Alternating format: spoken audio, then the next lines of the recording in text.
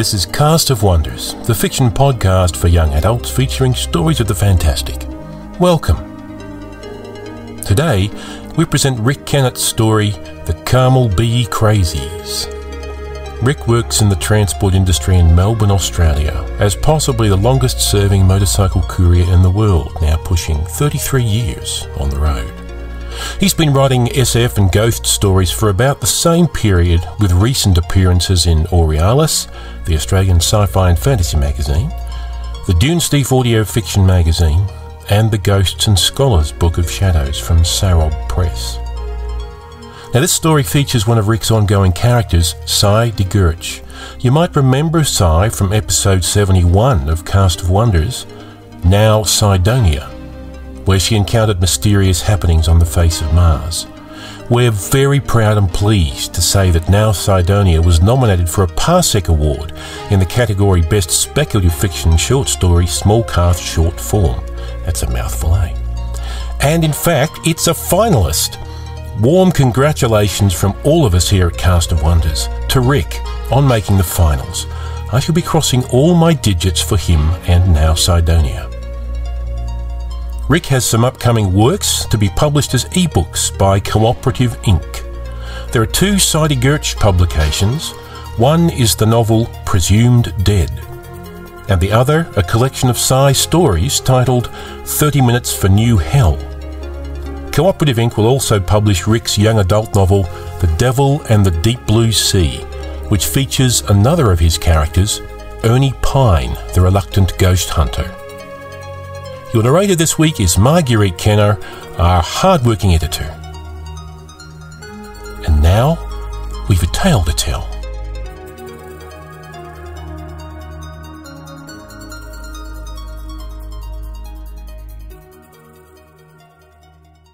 The Carmel Bee Crazies by Rick Kennett. On the day she turned 17, Sy DeGurch peered through a window into rusty red desert and saw her future squatting darkly in its launch cradle.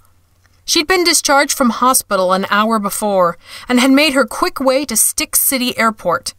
Standing now at the window into Launch Cradle 3, her bag slung over the shoulder of her new Martian Star Corps tunic, she gazed through the glass like a kid outside a toy store.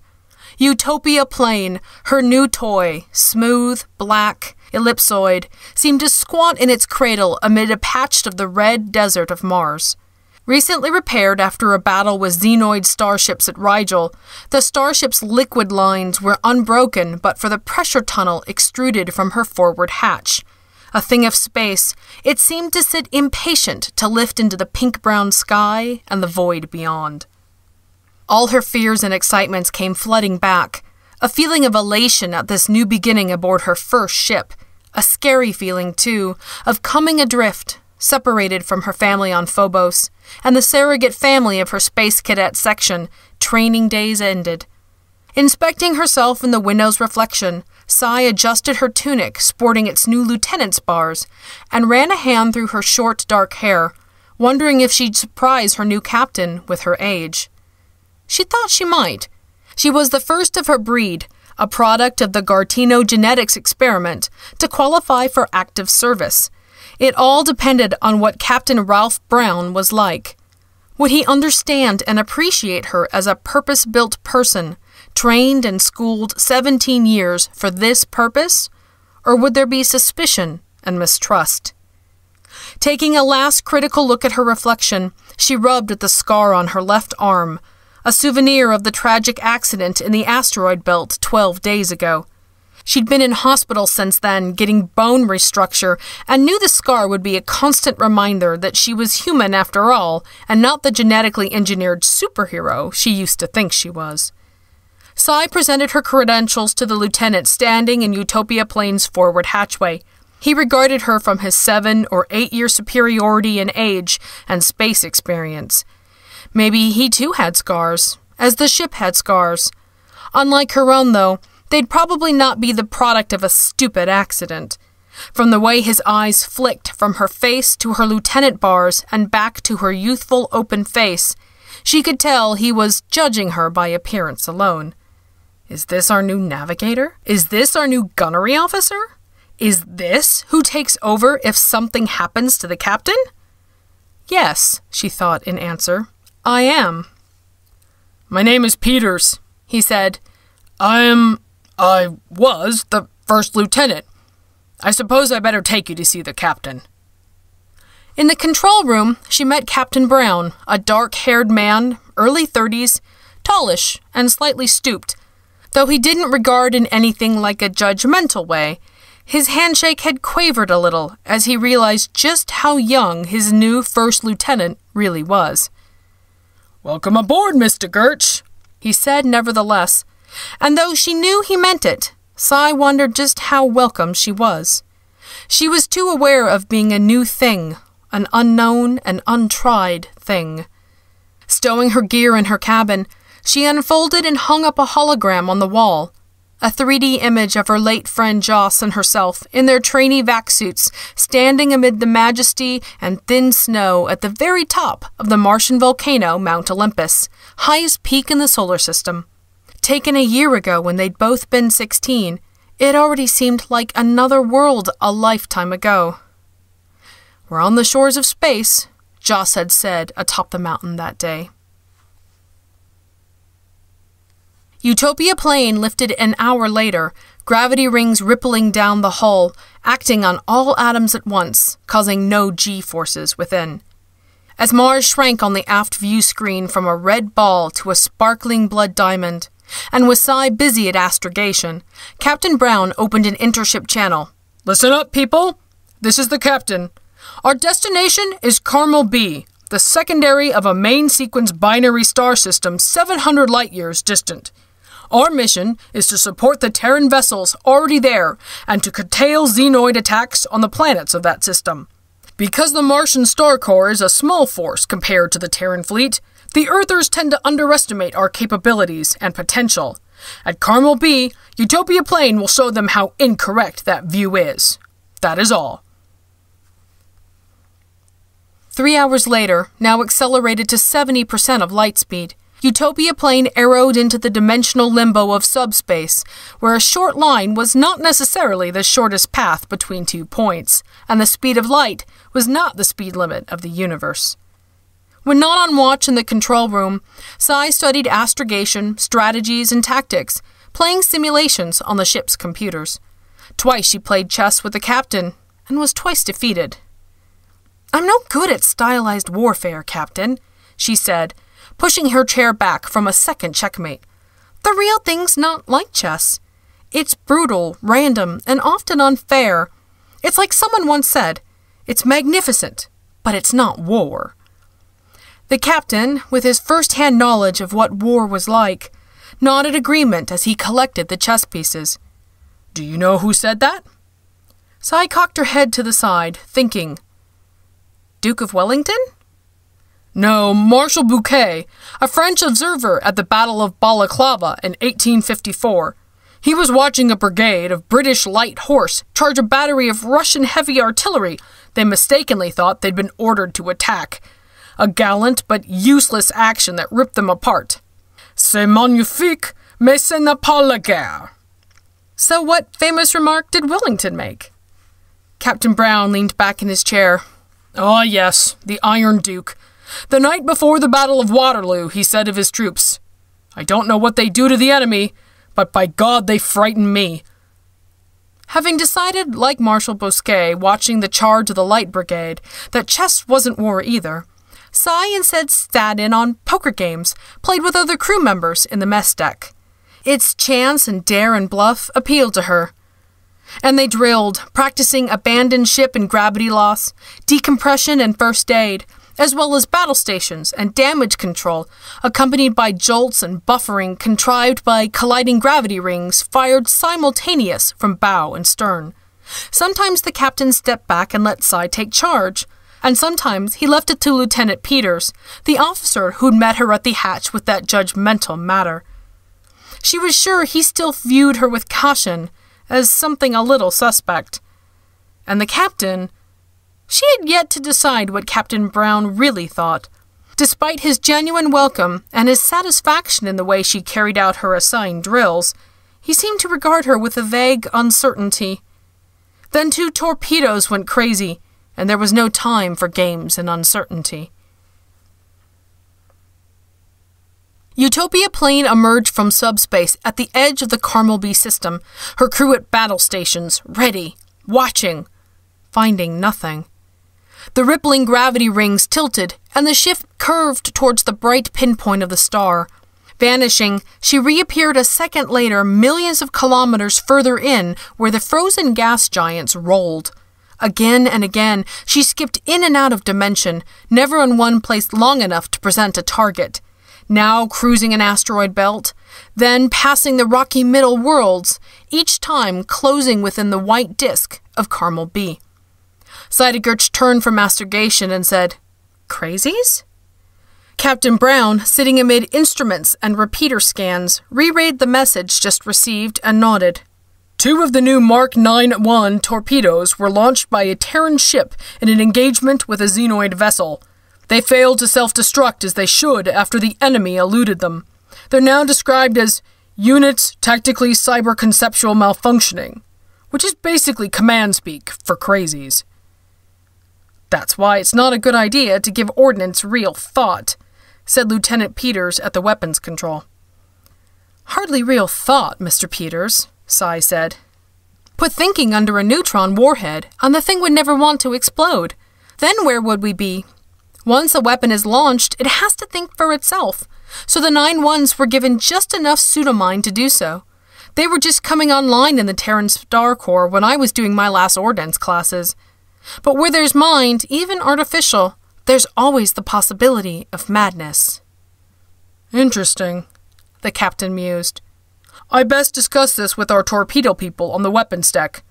Sai, you have the comm. Continue dimensional skipping till we get into the inner system where the torpedoes were lost. He glanced across at Lieutenant Peters. Frank, once we're stabilized in real space, start a standard search pattern. He left, and Sai slipped into the captain's chair. Now finally she was no longer just babysitting in the nothingness of subspace or overseeing exercises.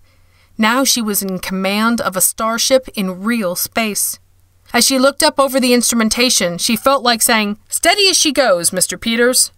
But Utopia plane was still weaving in and out of dimension, and Frank Peters, now at astrogation, was watching her. She thought as perhaps others in the control room were also watching her. This was it. The experimental test tube teenager, the new thing, the unknown and untried thing, was now in charge. She said, "Mr. Peters, check that we have correct identification override codes for the Mark 9-1s. No good if our weapon systems lock out because they identify the torpedoes as not enemy." Frank Peters turned to his task without acknowledgement, something he should have done. Sai frowned and was about to remind him of proper procedure when 3 things happened. Bang, bang, bang!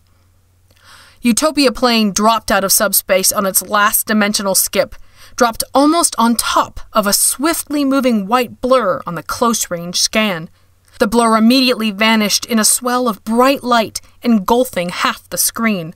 The ship lurched starboard, throwing everyone in the control room to the deck. Scrambling back into her chair, Sai snapped open a line to environmental control. "Report status," she said. Their ability to continue breathing had priority over other damage reports. To her relief, she found life support systems still functioning. However, Frank Peters looked anything but relieved.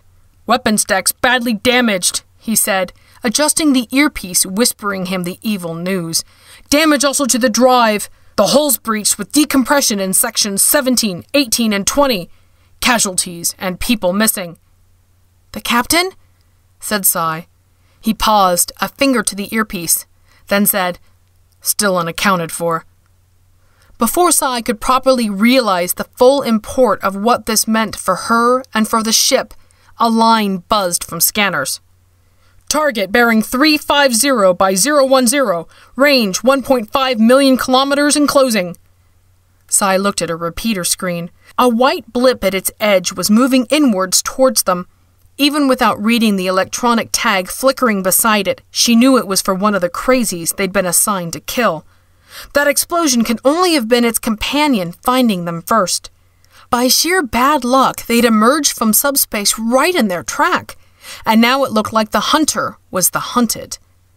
As Lieutenant Peters sent out a distress call to the nearest Terran base in the system, Psi said, "Helm, come to new course 180. Crank acceleration up to 100 G. Let's give this crazy torpedo some space." The crewman at the helm snapped, "Aye, aye, ma'am," but a moment later added, "Helm sluggish to respond. Getting power fluctuations. Acceleration rate erratic." "Range now 1.2 million in closing," said scans. "Mr. Peters," said Psi, "now would be a good time to download the ID override code for that torpedo to our lasers." He turned to her with a look of barely controlled calm. "Computers say we don't have that code."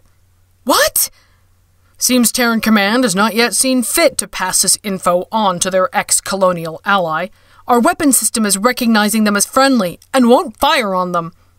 Psi cursed. "Then why the hell were we sent to chase these crazies when we haven't been given their ID override code?" "Just another example of the right hand of High Command not knowing what their left hand is doing. Welcome to the real world, Mr. Gertsch." Psi slid him a sideways glance, then checked Utopia Plane's acceleration and course change. Neither was moving fast enough for her liking, and the crazy torpedo was gaining on. She looked up sharply. Someone had begun to pray, a quiet, personal murmuring. From the helm? From one of the monitoring stations? Did it matter?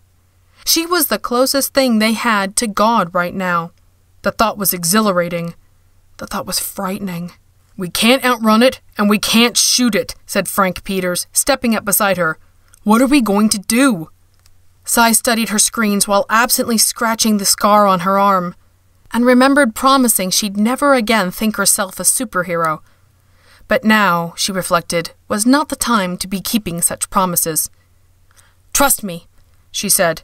"Trust you to do what?" "What I'm about to do in the next few seconds, well, just don't think me crazier than I actually am."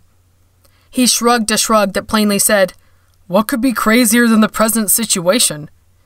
Psi regarded him coolly a moment, then smiled a little secret smile. "Frank, what Earthy said, oppose whatever our enemies support? Could that also mean contradict everything your enemy says?" "Does that matter?" "It'll matter in a moment. Helm, come about 180 degrees. Frank glanced at the repeater screen, for the moment not registering the order she'd just given. The torpedo, larger now, closer now, showed more distinctly, showed sharper outlines and detail. "What a ugly thing," he said. "Not at all," she said almost admiringly. "Yeah, they're ungainly looking, angular and blunt, but they don't have to be aerodynamic or impress anyone. They're handsome beasts in their way, all brutal power. That, I think, is what I like about them.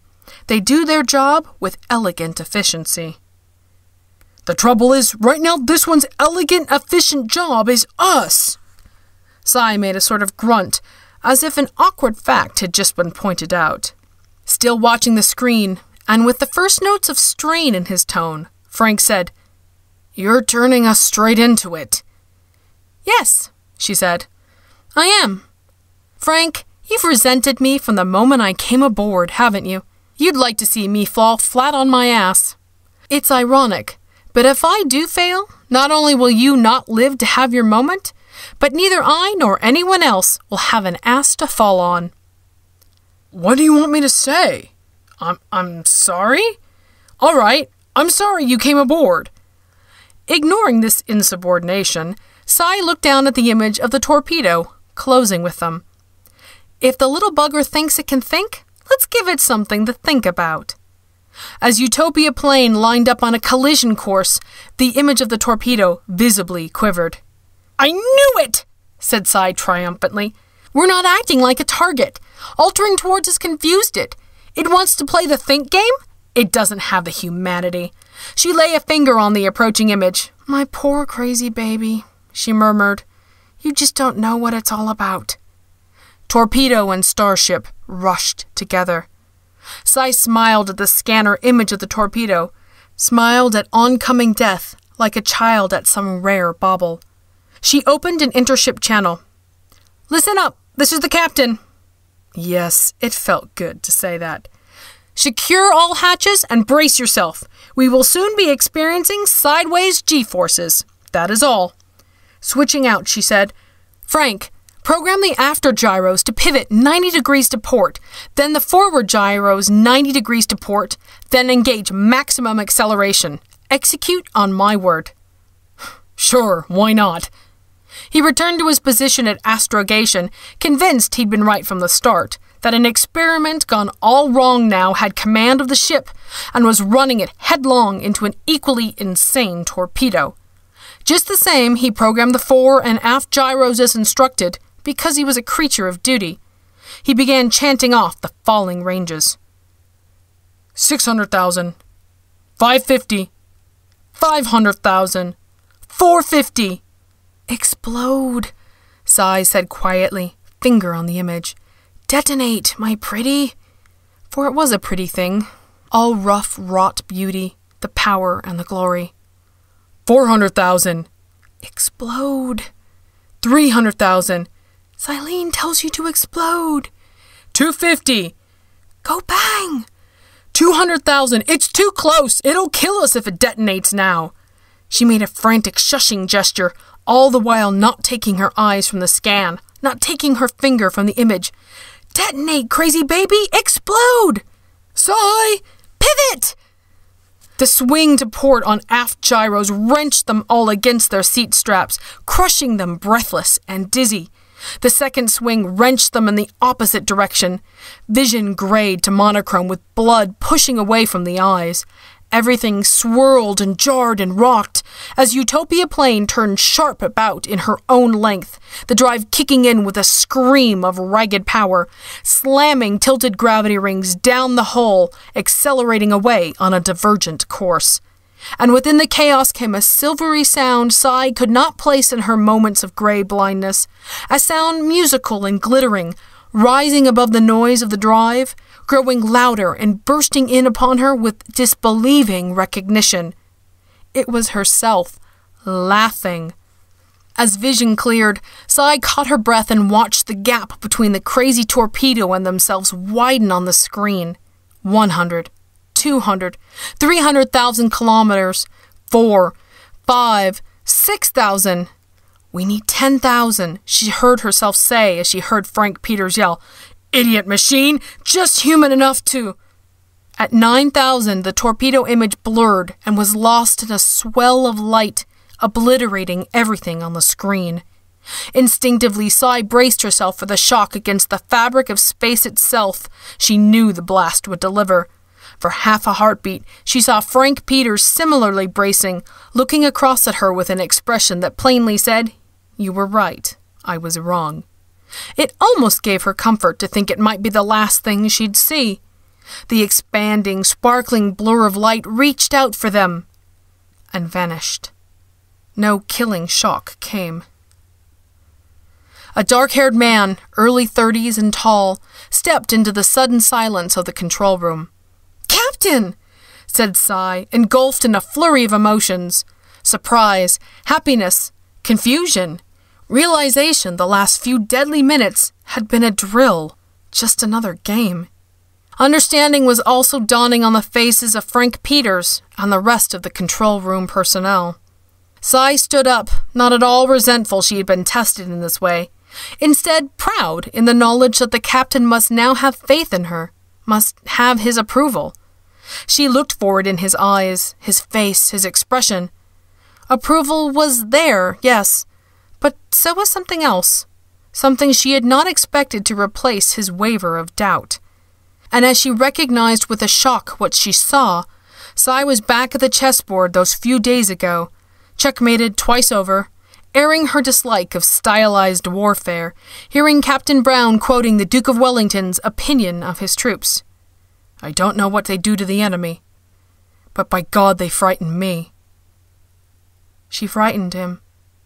She'd frightened him in the best way possible. "Helm, come to 091, he said, regaining his chair. "Mr. Gertsch, close up at primary fire control."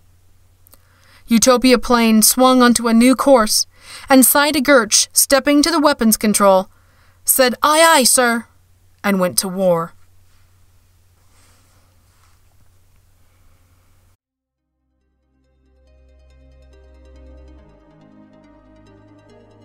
And so ends the Carmel Bee Crazies. Of this story, Rick says, the Carmel Bee Crazies is an excerpted and reworked chapter of a Saida Gurch novel, Presumed Dead. But who are the crazies of the title? The two rogue torpedoes, or Sai as well?